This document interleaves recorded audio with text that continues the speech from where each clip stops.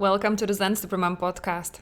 In the episode today, we will talk about gentle parenting. How to make it work so that you don't have to yell and your kids grow up having healthy boundaries and respecting them. Haha, how to do that magic? Let's talk about it.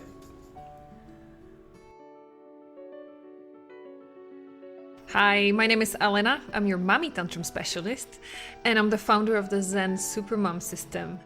And this is the first podcast to help you increase your stress resistance so that you can become a Zen Supermom and simply do it all while staying calm and happy. Welcome to the Zen Supermom podcast. Hi Supermom, Elena here, your mommy tantrum specialist and the founder of the Zen Supermom system, where we help probably moms like you, so loving, but so tired and stressed out, struggling with setting healthy boundaries for their kids without yelling. And so often I hear about gentle parenting when I ask moms, like, okay, so what is it that you already tried so that you don't have to yell? Gentle parenting, attachment parenting is usually one of the first things that come up. Lots of moms have done courses, they have read like tons of books and they are feeling, oh my goodness, I'm doing so much work and it's so hard. And I usually manage to make it work. Even though I'm feeling the anger building up in my body, I manage not to yell. But then eventually, either because it's taking too long and my kids are not responding the way they should, based on the theory, then I lose it. Or something unexpected happens, like something that really crosses my line. For example, they hit you or they start yelling really nasty things at you when they're older, right? And that's usually the moment when the moms completely lose it. And then there's kind of like a release of those emotions, of that big tension inside of you. So it feels good for a moment, right? When you yell it out.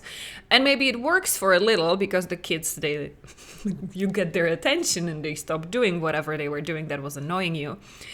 But because you understand from that gentle parenting theory that this is not the most effective, not the healthiest, and not the long-term way how we want to treat your kids, then you feel terribly guilty and you feel like a total failure. Like, why am I so dumb? I've read so much. It makes perfect sense on the paper. I have printed it out. I have memorized all those scripts. What the heck am I doing wrong? Why is it not working? Are my kids just like worse and much more difficult than all the others? Or is it me? Like, am I such a terrible mom that everybody else can make it work and I cannot? What's wrong with me? And what's wrong with my kids? So let's take a deep breath in. Not your fault. But yes, there are a couple of things that we can do with this. What exactly? Let's unpack it, okay? I'm going to take a sip of my warm tea because my hands are cold. It's freezing. So let me start at the beginning because I was inspired to do this episode from hearing it. I heard it in several places over the last week, both from the clients in one-to-one sessions in the group call that we just had yesterday night, and also from the moms that I'm meeting, like to see if they qualify for entering the program, if we could help them there. I heard it in like 3 or 4 times over the last few days. So I was like, okay, this is a good reminder. Maybe we need to talk. Let's talk about it. Let's talk about gentle parenting. Because I love it as well. Gentle parenting, attachment parenting, then especially Montessori education. My daughter was 4 years in a Montessori school because I completely, I would sign anywhere where you tell me, please become the advocate of alternative. My family back home in Czech Republic, they call it the alternative way because they are very much still in the traditional style.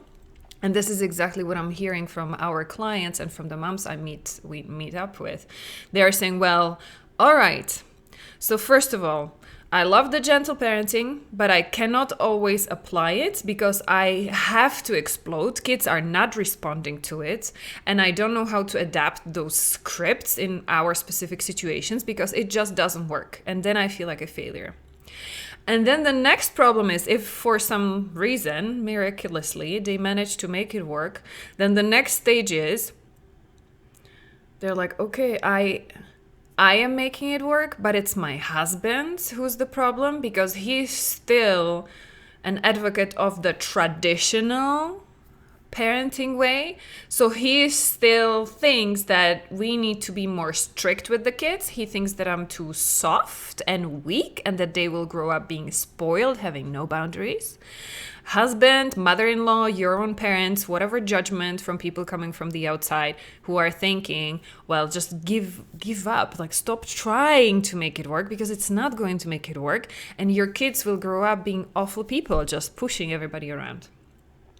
So, how to get over these two obstacles so that in the end you can indeed apply that spirit of being respectful with your kids, not giving them the same good girl, good boy box into which you were pushed as a little kid, right? Because you know how terrible it feels to be yelled at. You know that it does not really work. You didn't feel respect for your parents when they were yelling at you and when they were being authoritarian, trying to make you obey without having to ask the second time. Usually you listened the first time because you were too scared not to. And you don't want to give the same fear to your kids because you know how terrible it feels that you don't feel safe with your parents, that you had to hide all the mistakes or imperfections. You had to pretend really to be the best, most perfect, because if you were anything less than that, you were met with disapproval or even punishments. And they were taking their love away as a punishment most often, right? They're like, I love you. This is when I will give you a hug. This is when I will love you. But if you are being mean, if you are crying, then no. Come, go to the corner, go back to your room and come back when you calm down. Kind of like you're not acceptable if you're having big emotions and you're supposed to sort it out by yourself. Well, good luck with that. You know it didn't work for you. You know that all that left you with is that not good enough feeling like you have to shrink, not to trigger other people too much, because when you're too much, it's not good. They are not going to love you. Feeling like you need to people please everybody, like you need to make their dreams come true even before they say that, so that then they would give you some breadcrumbs of very conditional love and approval and attention. That's not a way to live your life, right? So, if you ask me how to make all those super smart, gentle parenting techniques work, well, actually, it starts with you cleaning up your childhood pain, which, by the way, you can hear me talk about it all over this podcast, probably in like 95% of the episodes we talk about that. This is where you need to start. That's why I often say your kids are your best teachers, because they exactly show you where is it that you need to clean up that anger, because that anger is a clue, it's an indication of a childhood pain underneath. Yeah? That's why you need to start, they sometimes call it reparenting yourself or rescuing your inner child, basically getting unstuck, defrosted, because you got emotionally frozen at the age when you received the least love. At the point when your parents taught you that you have to be scared of them, you have to be scared of not getting their love, so you better behave. That's the anger that jumps up now at your kids who are pushing your boundaries, and you're like, I have no idea how to make this gentle parenting work, because when I'm being nice, they still don't listen. And they walk all over me. And I don't know how to do that because my parents, the first time they said something, I listened. But my kids don't listen when I say it the first time. So I'm lost. That's why the second step is rewiring your automated reactions, all of that. People pleaser, all that victim, all of these inner critic, judgmental voice comparing you and making you feel not good enough and beating you up for every tiny mistake and not letting you celebrate all the other success you've had. That needs to get rewired. So mental fitness, hi. I talk about that a lot as well. Rewiring that emotional autopilot in your head that the moment something doesn't work, you automatically go into victim, people pleaser, controller, perfectionist, and you try to then manipulate the world outside so that it doesn't trigger you inside. Okay, that's the second one. Once you start doing that, then what happens now miraculously? You will not get triggered by your kids. Okay. So, specific situation, I'm going to give you an example that we were talking about yesterday on the group call, because there were several moms coming up one by one saying, I have exactly the same. Can you give me, like, what should I say to my kids when they do this? And I was like, no parenting scripts. Because the first mom, she came, and let me see if I remember it correctly. There was one mom who came, my daughter is hitting me. How do I stop her? And how do I not yell in that situation? So, and how do I apply gentle parenting even when she's hitting me? So yes, I sent her to a podcast episode that I have about hitting. And just in the moment, I reminded her the thing, like the piece who jumps out at her is you, like your survival instinct. So of course, it's a natural reaction to get like alerted when somebody kicks you. In that moment, you cannot use your smart logical brain, because if your body perceives there's a threat in your physical integrity, like even then fear of death, it's going to be your limbic brain system, the animal brain, the one that we have in common with all the crocodiles and like all the animals of lower level, because that's supposed to protect you from being killed. It's supposed to alert you. So that's the part that jumps up. But there are ways how to calm that down through the mental fitness practice so that you don't jump up at your daughter as if she was a crocodile trying to eat you, but you respond with a little more space. But then there were kids. There was a 3-year-old who was kicking her mom, and so then the mom was able to stay calm, but she felt triggered, so she wanted to leave the room so that she doesn't yell. But the moment the daughter perceived it, like, oh my goodness, my mom wants to abandon me, so she started being scared, and instead she wanted a hug. And so I congratulated the mom because she told me, okay, I was able to give my daughter a hug. Excellent, because that's another podcast episode about what to do when you feel like you need space, but your kids are following you. They become even more clingy. And even though they did something wrong, then should you punish them or should you give them a hug? And the answer, of course, if you're an advocate of gentle parenting, you know that the worse behavior they show, the more they need your hug, the more they need your love. So this mom was able to get even to this stage of being able to give a hug to her daughter rather than escaping. So again, congratulations, already well done with that. But then where are the boundaries? How do you make them stop it? And especially if it becomes a pattern and your kid keeps hitting you. Okay, so they wanted basically a parenting script from me. What do I say to my daughter then? What do I do then? Then there was another mom who was saying, well, my daughter is yelling. And she's yelling so much that it's becoming overwhelming for my ears. And I know I don't want to send her to her room because that would be the old traditional way that I don't want to be doing. But then I don't want to leave myself because it usually happens during a dinner time. And so that means if I leave, like then my dinner is going to get cold. I don't want to eat in another room. It just spoils the atmosphere. It spoils the dinner for everybody. So how do I prevent her from yelling then? And then there was another mom who was saying, yeah, and my daughter is yelling as well, and she's getting mad at her brother, and she's usually yelling because of her brother. So you see, there were like 4 different scenarios, kids of different ages, and I was taking them one by one, and how we discerned the situation, how we dissected the situation was always different.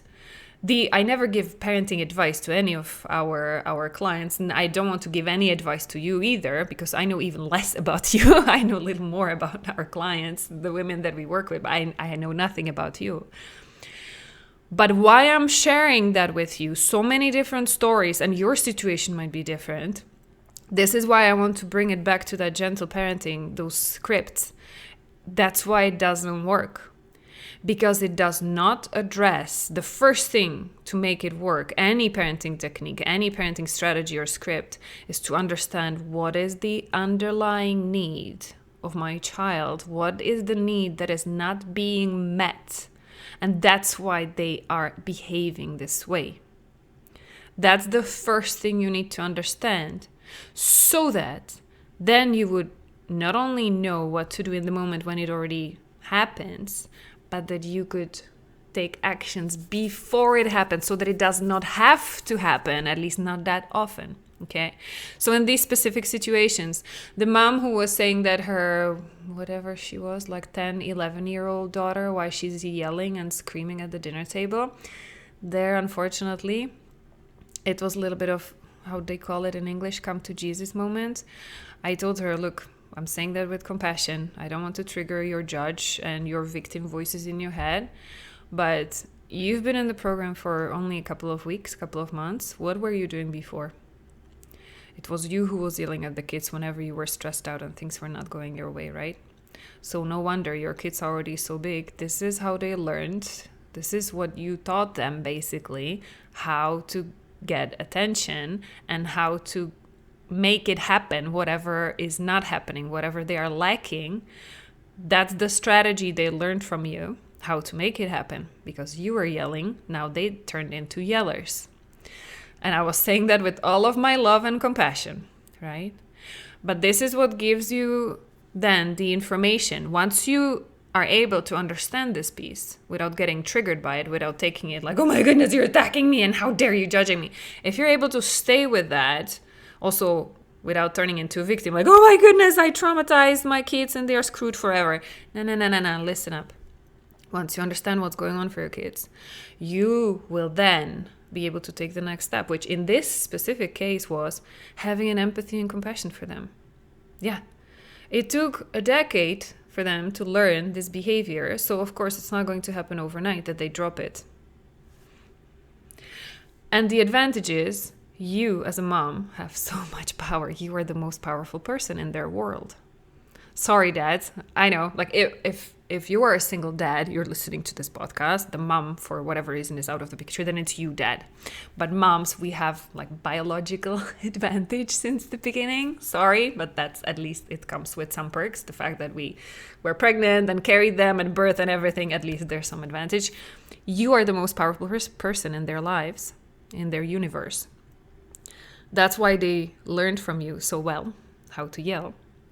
And that this is the way to process their emotions and get them out. But that's the good news now, because once you learn how to do it in a healthy way, how to not get triggered, and once you start telling them about you, how you are processing your anger, what is it that you are doing, what is the practice that you start feeling the anger, you manage to calm yourself down. And this is, my dear kids, do you remember how mommy used to yell, how I don't yell anymore, or at least not that often, because this is what I'm doing. And it's much more effective. And doesn't it feel better to you as well when I don't yell when you make a mistake, but I'm able to take a deep breath and stay calmer? Isn't it better? Doesn't it work better for you too? Well, this is exactly, then you can imagine how it feels to me when you start yelling now. And I understand, I'm not judging you because I know it's me who taught you. But maybe if you tried the way that I'm doing, which mental fitness can be applied and can be taught even to kids as young as 12. Now, it depends on the emotional intelligence of your kids. Sometimes they understand even younger. So this was the case of this mom, and she was like, yep, this is what it's going to take. And you're not going to teach them mental fitness, like teach and preach and like, oh, I know better than you. No. You will be telling them about your own example. Putting yourself in a vulnerable spot, because that's the best way how they don't feel threatened. They feel like observer in a popcorn watching a movie. That's the best way how they become more suggestible, and that information, those insights can flow in. The moment they feel judged, threatened, like you're the teacher who's trying to teach them because you do it wrong and you're yelling and you shouldn't be yelling, then they are not going to listen. They will go on defense, right? Just like you do when you feel that somebody is attacking you. Makes sense? This is why this was the suggestion, invitation for this mom. And I told her, like, get ready. It's going to take a moment because you've been yelling at them for 10, 11 years. It's going to take a while before they start learning in other ways. But you can do that the most effectively. The fastest way to do that is by you being the best role model, being the example of how you can do that. Then they will start learning from you. Okay, so that was the advice for this mom. Then there was another one who was in a similar situation, and it looked like, and she came in and she said, well, I just learned from the previous mom, so now I know what to do. And I'm like, wait, let's talk about more what's happening with you. There, the situation was completely different. The daughter was yelling, and when the mom started talking about it, she realized that my daughter is yelling because she's triggered by her younger brother. So daughter is 11, brother is 9. And she was saying it like, and it always happens, and she's always mad, and then she's always yelling because he's annoying her, and it's enough if he just gives her a look, and then she gets triggered and she starts yelling like, why are you looking at me? So, okay, let me ask you a question. Does this happen always, meaning 100% of times? No, not 100% of times, but most of the time. Okay. So in that little percentage, those few examples, go back to your memory and find examples when it did not happen. Why did your daughter did not get triggered? When was the situation that she was happy or at least content around her brother and she didn't have a reaction to him? What was happening then? Go back, find out. And she shared with us, well, the last time she didn't yell at him was when he made a breakfast. He was so proud of himself and she appreciated his effort. So she recognized that, she said, thank you. So both of them were happy and there was a calm breakfast time that time.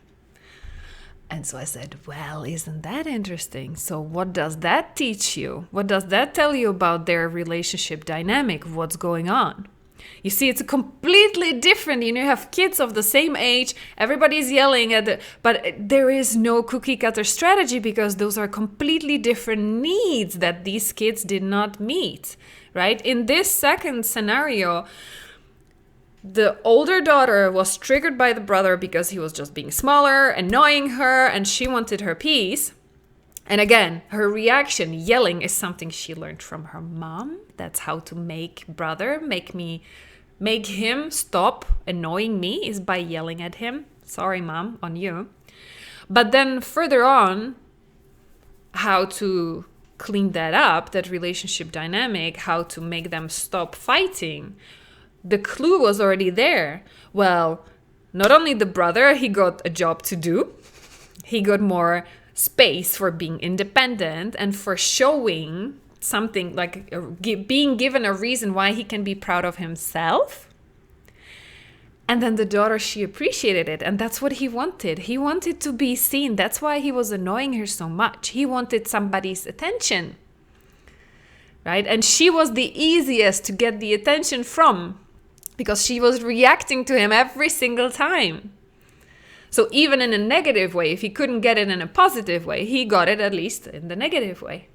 So these insights now then help mom to see, well, what is it, how I can help them see the best in each other? For my son to feel seen and heard, and for my daughter to be respected so that her boundaries are set. And also be the role model for her so that she learns what are the more effective ways of setting the boundaries rather than just yelling, but telling people no, and also respecting their boundaries, because the daughter became a bully a little bit as well, because the mom was saying, well, it's not okay if my son sits, like plays or even sits on my daughter's bed, because then she explodes at him. But then she's fine to go and sit in his bed and make a mess there. That's okay. And she expects him to be fine with that. The daughter was starting to turn into a bully, and different rules applied. She was having different level of standards for other people than she had for herself. So again, hi mom, not to trigger your judge or victim, but this is exactly what you've been doing, right? Yelling at your kids and expecting them not to yell back at you or not to yell at each other doesn't work that way. That's why the work always starts with you. You clean up your yelling. You become, once you heal your trauma, you heal your whatever, people pleaser, judge, everything inside, then you can start applying those healthy ways how to set boundaries. And then really all those gentle parenting techniques are going to work for you, especially once you realize what is the underlying need of my child that is not being met. Why do they yell? So that before you go into parenting scripts on what to do when your kid is already yelling, what to do, what to say, you first focus on why it's happening. And after you dissolve the situation, you neutralize the situation, you help everybody calm down, and you have some space for yourself again, you will think back. If this is becoming a recurring pattern, what is it that I can learn from it? And when is it that we are in this situation? Because it's not always, it's not 100% of times. What are the times when it's not happening? They can go through the same stress or the same pressure without cracking your kids. How is it that they make it through? And how is it that you can set yourself and set themselves up for more of these exceptional situations when they stay calm? Does that make sense? Yeah? This would be the first part about how to apply those gentle parenting techniques. Yeah? Because yes, they are amazing. Yes, you want to be calm around your kids. You don't want to shame them. You don't want to blame them. But you will be able to do that only once you don't feel angry, once you don't get triggered by them, once your inner child doesn't get resentful, thinking, how come I did it the first time when my parents asked me? How come you cannot shut up or do as you're told the first time I ask you? What is the underlying need? Why are they not listening? Why are they yelling? Why did they hit you? Was that an accident? Was it intentional? Because they wanted to get your attention, because they didn't get it all the time before, because you were too busy, or whatever reasons, right? Why is it happening in the first place? Not in terms of being accusatory, why can you just not listen? But getting curious, non-judgmental. Let me just observe, let me think back, and let me get curious, like a curious scientist observer. What is it that really happened? If I stop being on defense, if I stop judging and blaming people for stealing my calm and making it even much more difficult for me, and because my life is already so stressful, if I am calm, if I stay in this curiosity, if I stay in empathy for my kids, loving them through it, even though they're having a hard time, then you're in a much better place to figure out why it's happening, what it's happening. And only then, from that place, you will know which of these super smart, gentle parenting techniques you can apply. Deal? Makes sense? I hope this helps a little bit. Now, the second part is, well, and how do you keep doing that when other people are not having the same thoughts? They're not having the same principles. For example, your husband, who was also raised probably in a very traditional way, and he still thinks that yelling and being super strict with the kids is the right way, or your mother or his mother. How do you stay in course? Applying exactly the same thing. I just received an email this morning, and I haven't replied to it yet, but this will be my reply. I just saw the first lines of one of the moms we work with saying, it's amazing, it's working, but now I have the second problem because I'm caught myself being judgmental with my husband who's still yelling. And it makes me feel very judgmental and superior to him because I caught myself judging him, feeling I'm better, so I'm a better mom, and you better clean it up as well, and look at me, how amazing I am. So my response to her will be, in the first place, congratulations for catching your judge. Yes, it's your inner critic, it's your judge. When it's stopped judging you because you're doing better, but it started judging and comparing other people. That's still not okay, because once you yell again, then the judge will turn against you and beat you up, and then you will feel even worse, because the moment you keep comparing yourself and who's better and who's worse, and that's not a nice place to live, and you know that already. You know how it feels when you feel judged by others, right?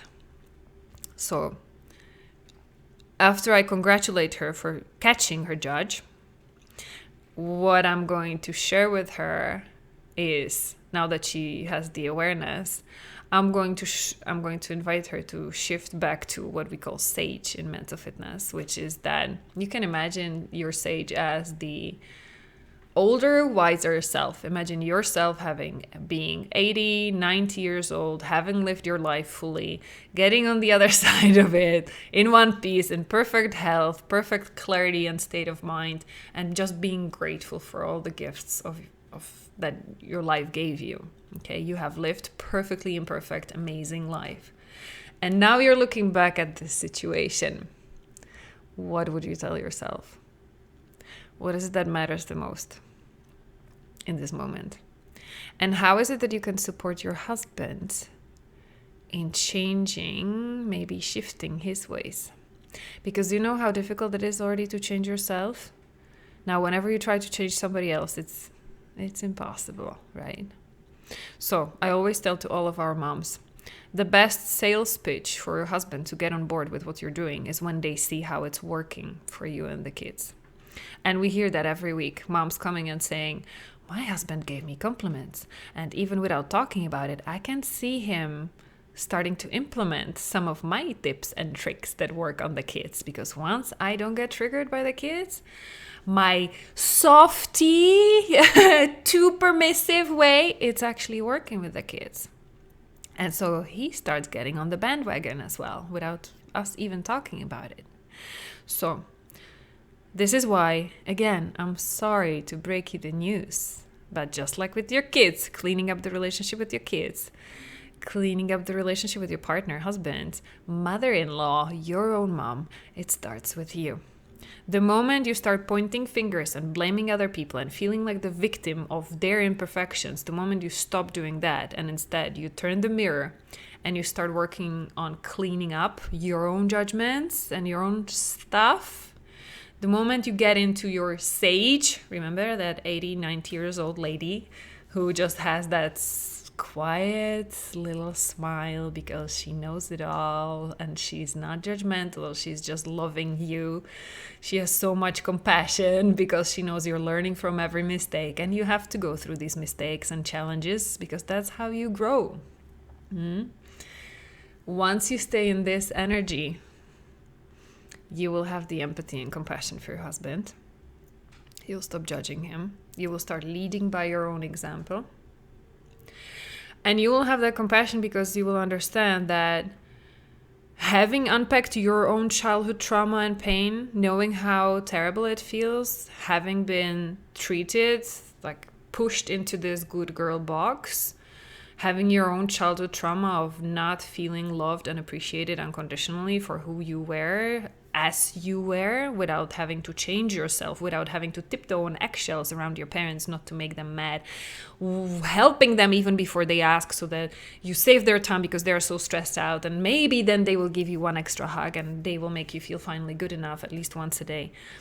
This is your generational trauma. For men, and I think I had a podcast episode about that as well, men have a little bit different generational trauma in terms of they are raised to be the breadwinner, the one who takes care of everybody to make sure they are safe and they are like there's enough money that they provide. And for that, they have to be strong. They cannot get emotional because emotions, they take your focus off and then you lose it and then you fall down because the enemy comes and kills you. So they are taught to be big, strong, don't show emotions and be tough because things need to happen and you're the one who's responsible, so you have all that weight on your shoulders, so you better man up and get strong as anybody else so that you can protect your family. So this is their generational trauma, right? So you will understand why they are yelling. They have been taught, again, by their own parents that yelling is the way.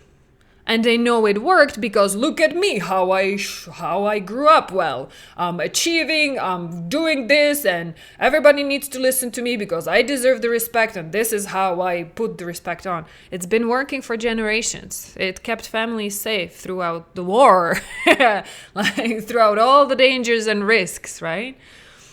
So naturally, this is the best, this is the only most effective way they know. And because they are taught to cut themselves off of emotions, they also cut off that part of themselves that feels vulnerable, that feels not loved enough. They just use their analytical brain to talk themselves out of it, right? But this is why there are so many, even more than ever, there are so many addictions, all kinds of addictions. There are so many suicides.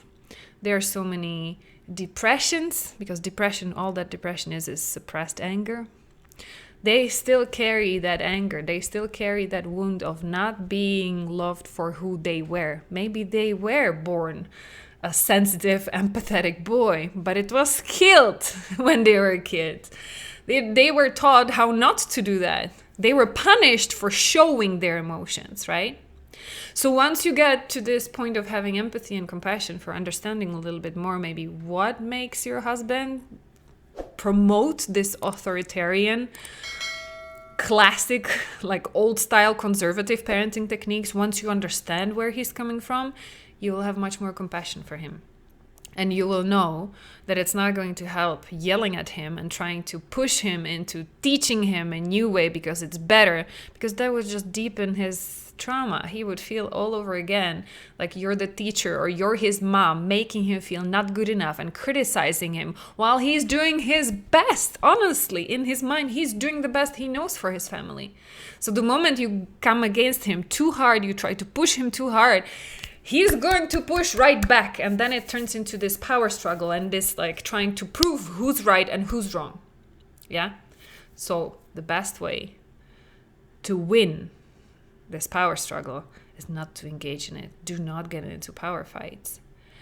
And rather than trying to convince who's right and wrong, because again, high judge, that's your inner critic showing you that there's only one right way and everything else is wrong. No. You get into your sage. Remember again that wise elder woman, you at the end of your life, when you're completely content and happy, once you get back into that energy, knowing that all is well, you are loved just for the way you are. You deserve all of that unconditional love. And so does your husband. Perfectly imperfect. And go back to focusing on yourself. You cleaning up your act. You being calm and loving with your kids. Being able to tell them no. Being able to set the natural consequences without yelling at them, without shaming them, without blaming them, without making them not good enough. Once you can do that, you will start getting results. Not overnight, it might take a moment, but once your husband, your mother, your mother-in-law, once they see that, this will be the best proof for them.